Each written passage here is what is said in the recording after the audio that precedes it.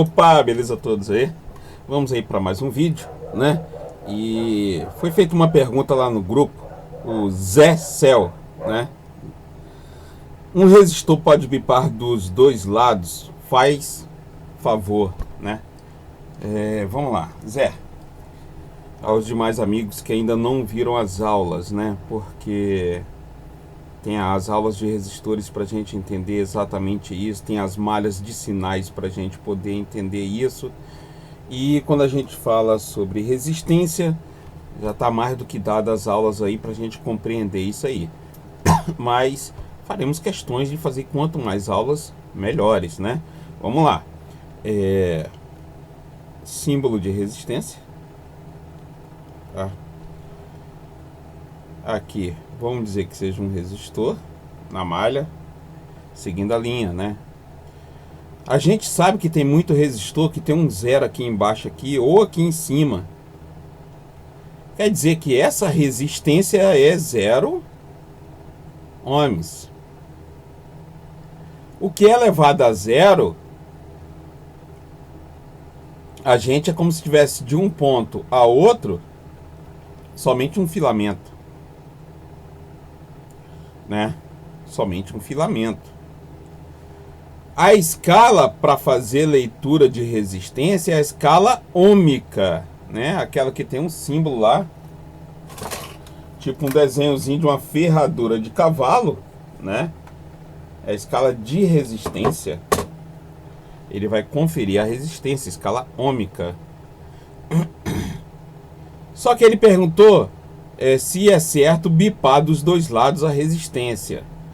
Vamos lá, se está a zero, vai bipar.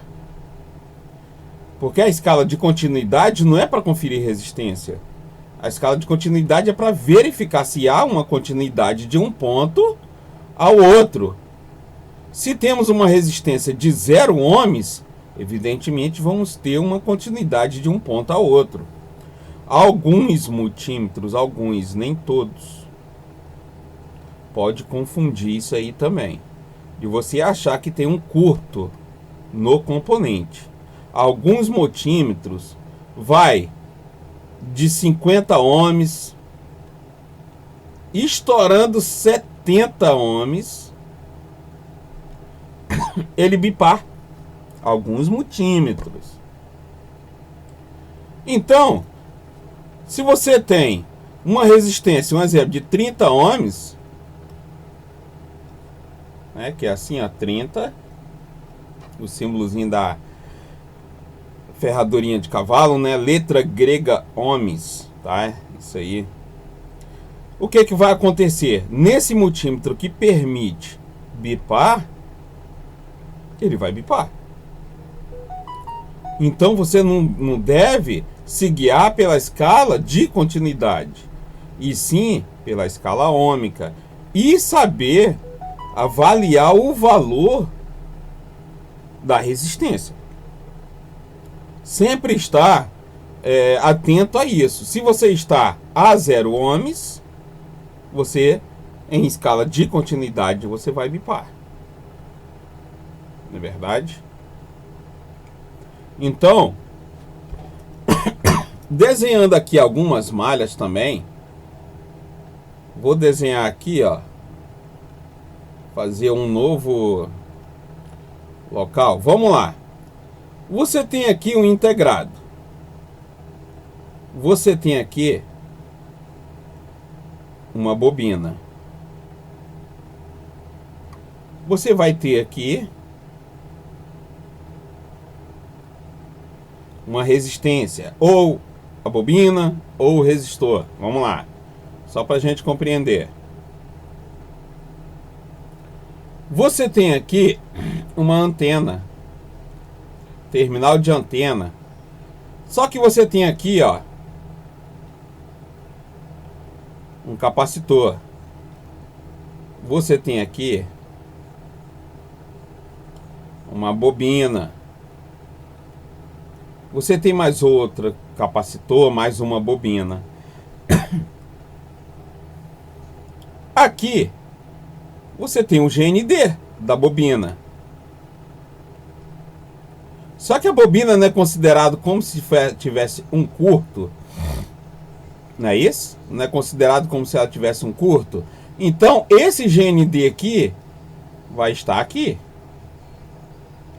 presente. Automaticamente aqui vamos ter um GND.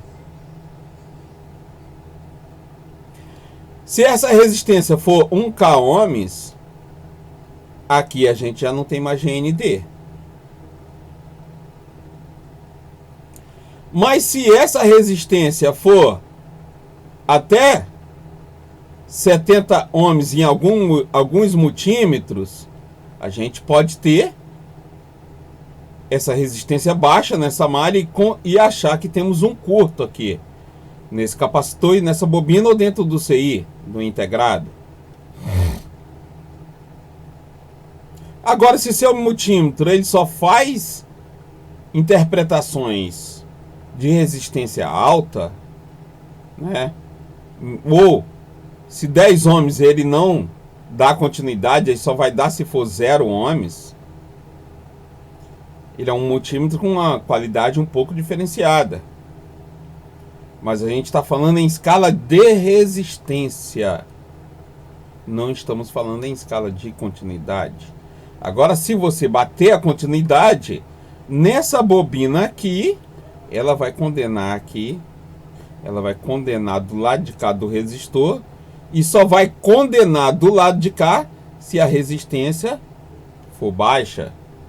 E isso se o seu multímetro na escala de continuidade em resistência baixa, ele bipar. Isso tem que ser entendido. Pois você pode acabar condenando um aparelho com um curto, e sendo que você estava numa malha de uma antena, e essa bobina aqui nesse setor, ela está fazendo filtro, o seu trabalho de filtro. Porque a bobina se opõe a passagem de fluxo de elétron quando há uma alternada. Exemplo, quando estiver variando uma frequência aqui, se ela for muito alta, ela não vai passar por essa bobina.